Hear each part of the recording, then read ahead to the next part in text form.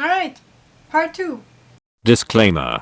I'm not religious. Please don't debate which religion is better in the comments, and don't try to convert people down there either. I will not be judging the Bible on its religious text qualities, but instead I'll be judging it on its story qualities. Which is why I'm reading the ecumenical version. It's in 3 parts, so there will be 3 videos. The people of God are called the Hebrews, before finding the promised land, and the Israelis, after finding the promised land. To avoid confusion with modern Israel, I will be calling them Hebrews. I'm reading it in French, so any translation will be made by me. If you think this video will convert your kids to atheism, then you should start doing a better job parenting Karen, instead of blaming video games for all your problems. Anyway, don't take this video too seriously. It's a project I undertook for fun. Also, I'm a ginger, and thus sold my soul to Satan. Let's get into it. Let's start with the story. Honestly, to be honest, there really isn't one. It's a bunch of small stories and lessons. It's chaotic in a different way than the first part. I don't know if there's any morals or lessons aside from believe in God. Throughout these stories, they always talk about Moses' law, but isn't it God's law? The first book is Psalms. I don't care what story you're telling, nothing deserves 150 chapters. Especially if these chapters are a mess. Chapter 10 is the second half of chapter 9. So they write 10 between brackets 9. Why didn't they just combine them into one chapter? Or call it chapter 9.2? Chapter 114 is actually 113a and 115 is 113b. Then 116 is 114 and 115. Chapter 147 is both 146 and 147, getting us back on track. Up until verse 47.3 and everything after, it's just praising God, but that one verse calls him terrible. I always knew it. All in all, I don't know what I just read. It seems like they used a lot of words to say absolutely nothing in the end. Job opens up with Lucifer.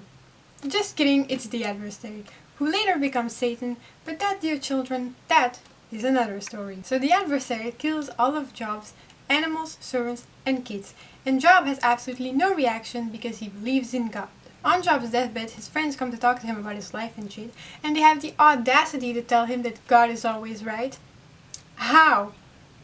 Job did nothing wrong. If anything, he's one of God's most loyal servants, and God just let all the bad things happen to him. It is absolutely God's fault that he's in this mess, and he has every right to be upset at him. Some friends you are.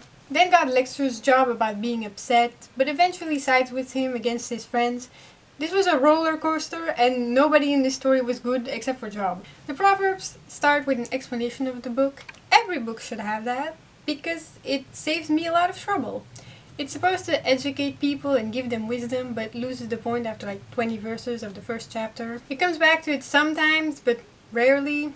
Verses 8 to 19 are good. Chapter 31, verse 10 to 31, details women who worked, in case you believed women of the past did nothing all day. All in all, it's boring. Ruth is a weird but kinda interesting story. A woman with bad luck marries one of her daughters to some dude, and now they're saved. How that works? Don't know, they didn't explain it. The Song of Solomon is the weirdest, most disgusting thing I've ever read. How is this allowed? Not in my satanic household, thank you very much. In 6:4 he compares her to a city. Not sure if that's really a compliment. Your stature is like a palm tree. Your breasts are clusters of fruit. I said, I will climb the palm tree. I will take hold of its fruit. May your breast be like clusters of the vine, the fragrance of your breath like apples. Why? Just why? Your hair is like a herd of goats. Your teeth are like a herd of sheep that come back from the wash house. All have a twin. We don't tear them away from any. What the fuck? Am I weird for thinking this is low-key insulting? I would make a list of all the weird compliments, but I don't want to go through that, so feel lucky that you don't have to go through that either. The she in the story has 372 lines. Yes, I counted. While the he in the story only has 217 lines. Isn't this supposed to be Solomon's song? I assume the he in the story would be Solomon. Why does he have less lines than she does? Sounds like female stereotype, but okay. Ecclesiastes is just someone's emo diary entry. Lamentations.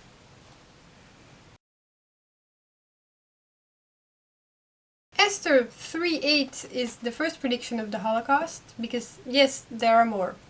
Daniel, or less good David, made me feel like I was tricked into reading one of the first part repeat stories. That fact upset me. It's also the first book where God actually has a role. He doesn't do much, but I mean, at least he does something and isn't just mentioned like in modern Christian conversations. This book has several small stories of Daniel's life, and one of them is I had a dream. I want to know its meaning. Okay, tell me what your dream was and I'll explain it. No, I want you to tell me what my dream was and then tell me its meaning. If you cannot do that, I will kill you. That's one logic, I guess. The fire had no effect on their body. The hair of their heads had not been scorched. In French, they use the word roussi, who is translated as scorched, but means to make red or reddish. Daniel and co. are thrown into a furnace heated 7 times hotter than usual. Do they not know how burning hair works? Esdras mentions the people of Levi separately from the priests and not interchangeably like it did before. So are the people of Levi not priests anymore? Hashtag justice for the people of Levi. It also says that the Jews are bad people for marrying women from other countries. That's one logic, I guess. The First Chronicles is a mess. Chapters 1 through 9 is completely useless, not just for the story, but also for religion. What's the point of a list of names? Like, some of these characters are mentioned early on, and I guess it's interesting to see how they relate to one another. But what about all the other people who are never mentioned afterwards? Someone please explain to me what the point of this is, because I can't see it. Chapters 10 to 29 are stories about David that were already in part 1. They added a few details, but nothing interesting, well, except for 21:1, Satan asking David to count up all the Hebrews was not a thing in the OG. Neither were chapters 21, 22, 28, and 29 until verse 20. Chapter 23 to 27 is David organizing different groups of people and me wondering why the fuck this exists. Chapter 29, verse 28 says that David died happily, but if my memory serves me right, that's not true. David died sometime after committing his first sin, which he regrets. I don't know about you, but that doesn't sound like happy to me. I didn't read the Second Chronicles. It's just maybe accurate, maybe not retellings of Solomon's stories. They also go over all the kings of Judah. Then there is Esther, Greek version. It's like the Hebrew one, except with a few more details and confusing chapter numbering. They use letters, maybe to mark the added parts, but I honestly don't know. Judith is the only useful woman so far, and she's a badass too. So sad that the story's kinda boring and repetitive. I realized this at 14, 16, but this happens a lot in the Bible. Why do so many characters throw a temper tantrum when someone dies? I'm talking a grown adult complaining like a child who was just refused candy. All you need to know about Tobit is that Asmodeus is a homewrecker. The first book of Maccabee, this thing, starts with an innocent man getting murdered for making a choice. Glad to see nothing has changed. And they will forcefully circumcise all uncircumcised children who are on the territory of Israel. That's rape. So the Jews are gonna fight some people for not letting them worship God, and their leader Judas is like, they are horrible people for not letting us worship God. Considering how y'all have been treating them up to this point, I'm pretty sure they are fighting for the same reasons you are. But go off, I guess. All in all, it's pretty similar to the repeat stories of part 1. The second Maccabee, this thing, is the Jews getting murdered for... I don't know actually, I'm confused. Also 929 is unintentionally gay. The Book of Wisdom starts with Maccabees 2 and ends with Moses. Please don't ask me how, because I have no idea. Sirach starts with the Greek translator talking about Jesus. But it's not that Jesus. They explain it, but it's kinda confusing. He's mentioned a few more times later on. What the fuck is this segment? Interactions with women isn't just about sex. That's how you create nice guys, God. Let's talk about the characters. I'm sure you want to know if the Hebrews are as annoying and detestable as in the first third, and I can't answer that, because I don't know. It isn't clear if the people of God are the Hebrews or the Jews.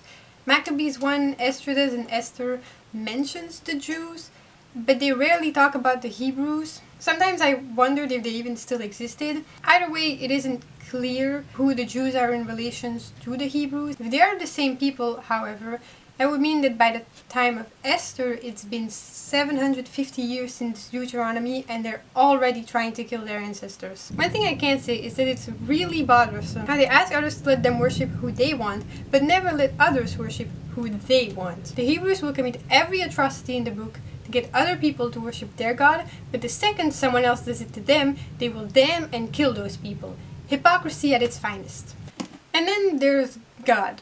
God isn't really a character in this part, and there's no explanation for it. Like, he used to actually do something, but now he just lets all the humans do the work and talk for him. Why the switch? What's most annoying about this is that he hasn't atoned for his sins of the first third, and I know the third part is gonna try and paint him as a good guy. In case you needed proof that David is the only good character in this book, he is the only one that is continuously mentioned, and in a positive light, after his story. In conclusion, it was boring and the Song of Solomon needs to be banned. I don't know if I've been desensitized to all the bullshit, or if it's the fact that I speedread everything, but I had a lot less to say about this one. It also took me 3 months to speedread it. I'm not sure how to conclude this one, other than I hope Jesus will make the final part more interesting. Oh, and Satan. We can't forget about Satan. No.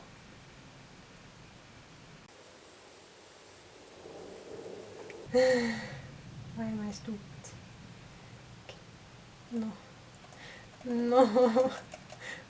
Okay. A quote.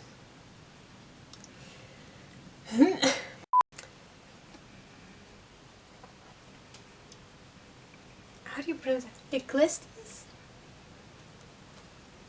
Eh.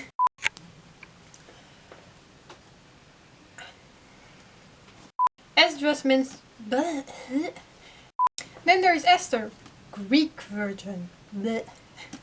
He's mentioned a few more times later on. No. It's chaotic in a different way than the first part. So the adversary kills all of Job's animals, servants, and kids, and God's. So the adversary kills all of the. Daniel and Co are thrown into a furnace. Chapters 1 through 9 is completely useless.